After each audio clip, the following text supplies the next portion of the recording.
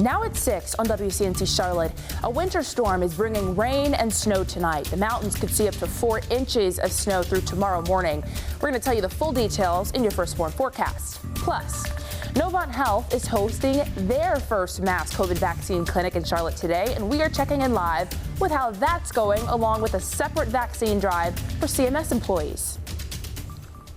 Good evening to you, and thanks so much for joining us. I hope you've had a good day so far. I'm Lana Harris. We begin with the forecast. We have got a wet system moving in this evening. There's a chance for snow and sleet for the mountains, foothills, and I-40 corridor. A winter weather advisory is in effect for the places you see in blue there on this map. The pink means a winter storm warning. That'll be in effect until noon tomorrow. Now here is a live look at King Street in Boone. It just looks cold there, doesn't it? 2 to 4 inches of snow possible there in the mountains, and the Charlotte area could see a few wet snowflakes before it turns to rain. Now let's bring in meteorologist Aisha Scott. Hey Aisha, when are we going to see the worst of this system? Good evening, Lana. Now the worst of it will... Lana? Sounds good, Aisha. Thank you very much. And also for the latest on the conditions in your area, you can download the WCNC weather app. It is free in your app store. Well, today, Novant Health is hosting their very first mass COVID vaccine clinic in Charlotte. The goal was to vaccinate more than 4,000 people at the Park Expo Center, and Novant is scheduled to host another mass clinic next Saturday at the Spectrum Center. Now, meanwhile, the health provider also held a vaccine event specifically for CMS employees today. So for more on all of this, we send it out live to WCNC Charlotte's Lexi Wilson. Hey, Lexi, how's it looking out there? Live for WCNC Charlotte, I'm Lexi Wilson. Lana, back to you. All right, Lexi, thank you very much. Now today, Atrium Health also held a mobile vaccination event. Theirs was on South Boulevard. It just wrapped up a few minutes ago. No appointment was required for this one. And just a reminder for you, if you look right there on the bottom of your screen, we've got vaccination information for your county scrolling right there. And you can also find the numbers to call on our website, WCNC.com. Today, South Carolina's health director received his second COVID-19 vaccine shot. It happened at the Beaufort Memorial Hospital. Dr. Edward Simmer encouraged residents to get their vaccinations as soon as they are eligible. Keep doing the things that will keep us safe. Wear masks, be socially distanced, keep 6 feet apart, avoid crowds. It's a very safe vaccine. It's been tested now in millions of people, and very few adverse reactions. So I would encourage everyone to get the vaccine as soon as they're eligible, because we're not going to defeat COVID until people do that. Keep doing the things that. There you have it. And Dr. Simmer also reminded South Carolinians not to leave their first dose appointment without knowing how and when to get their second dose. Out of things like restaurants. Today, Mako Medical identified 35 more cases of COVID-19 variants in the U.S. Now, that includes 6 cases in North Carolina and 2 in South Carolina. The North Carolina cases include 5 of the variant that was first discovered in the U.K. and 1 case of a new variant from Denmark. South Carolina had 1 case of the U.K. variant and another case from the variant discovered in South Africa. Now, health officials are worried that these variants could disrupt the progress we've made on slowing the COVID spread, and that is happening. Daily case counts are continuing to drop in the Carolinas. Here's a look at the numbers today. North Carolina had less than 4,200 new cases.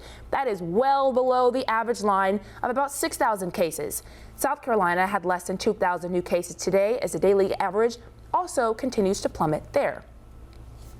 Turning the page now, anti-violence organizations joined together in Charlotte today. They met on Bradford Drive in Northwest Charlotte to discuss ways to decrease the homicide rate here in the Queen City, particularly violence affecting young black men. We talked to an organizer who lost her own son to a homicide. Homicide rate. Now, Mecklenburg County Sheriff Gary McFadden joined the event today to show his support. In Burke County, the Sheriff's Department there is investigating a deadly fire. It happened this morning just before 11 on Sam Huffman Road in Connolly Springs. A fire was reported by a resident in the laundry room of a house, and firefighters found the body of 77-year-old Gerald Huffman in that laundry room area. Right now, officials say the cause appears to be accidental. Now, if that's not tragic enough, a family of 4, including 3 children, died in a mobile home fire in Georgia this morning. It happened in Snellville, which is just east of Atlanta. Neighbors told firefighters they tried to get inside to rescue that family, but the smoke and the flames just pushed them back. Officials say the children in the home were between the ages of 1 and 6, and that the adult inside was their mother. There's no word on the cause of that fire. Now to Washington, the U.S. House has given final approval to a budget plan, including President Biden's $1.9 trillion stimulus plan. Now, the Democrats advanced it despite unanimous opposition from Republicans. Lawmakers will now move forward with plans to draft the aid package next week, and it could be voted on by the end of the month, which, remember, also includes President Biden's $1,400 stimulus checks. Coming up, it's collection day for this year's Scouting for Food drive. Our crews were out helping the Boy Scouts collect your food donations, and we'll have more on the massive impact this drive has on families in need. Well, we are just a couple hours out from Super Bowl 55. People, the Kansas City Chiefs have officially arrived in Tampa. This is video of the team leaving Kansas City. They're probably happy to get away from that snow and wind. What do you think? Now, the Chiefs are basically playing an away game since the Buccaneers are hosting the Super Bowl in their home stadium. It's the first time this has happened in NFL history. For the latest on the build-up to the big game, here's Jay Gray. And back in the Charlotte area, today is Collection Day for Mecklenburg County's Scouting for Food drive. WCNC Charlotte has teamed up with the Boy Scouts to help provide food for loaves and fishes. So today, Scouts came by all the houses that received red tags to pick up those food donations. And our crews were also out this morning volunteering at collection sites. We had Larry Sprinkle out there, Fred Shropshire, Sarah French, Ben Thompson, and Carolyn Bruck, the whole crew. And this year was especially important because of the impact the pandemic has had on food insecurity. Loaves and Fishes organizers say the pandemic has doubled the amount of people in need of donations from last year.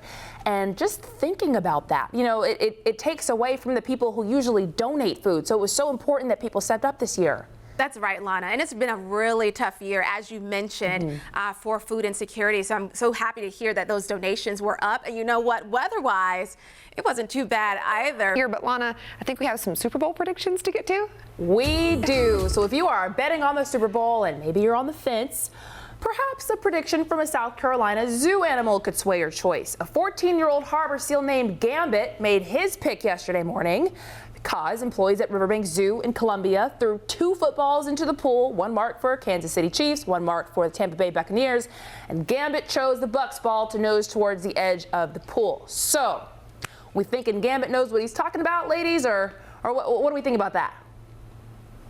I think no. Okay, I don't think that Gambit knows the controversy in his pick, because for me, the most people that I know, not necessarily wanting the Bucs to lose more than they don't want to see Tom Brady win. Now, it's not my perspective, but Gambit made the choice, not me. Hey, they have home field advantage, right? That's pretty exciting. Yeah. You've been at home practicing all week. Meanwhile, Kansas City making the trip today, so we'll see. But it's kind of fun, right? The young kid versus the old guy. Exactly. And we'll see what happens. We'll see. I'm excited about it. I know. Yeah, me too. I'm right along with you, Ashley. I'm like, hold on, that home court advantage. Let's see what happens. Exactly. But I love how they're making animals choose. I will say that if he's wrong, nobody's ever going to Gambit again. That's it for Gambit. That's true. And his Super Bowl predicting possibilities. I think he'll be just fine, though. Alrighty, well, hey, before we go, let's send it over to Aisha for a final check of the forecast. You know, these are low to mid 50s in some spots tomorrow. We'll drop to 52 Monday, still not too bad. Mid to upper 50s Tuesday, and then more rain by the end of the week. Lana. All right, thanks, Aisha, and thank you for watching. That does it for us. We'll see you back here at 11, and BC Nightly News is next.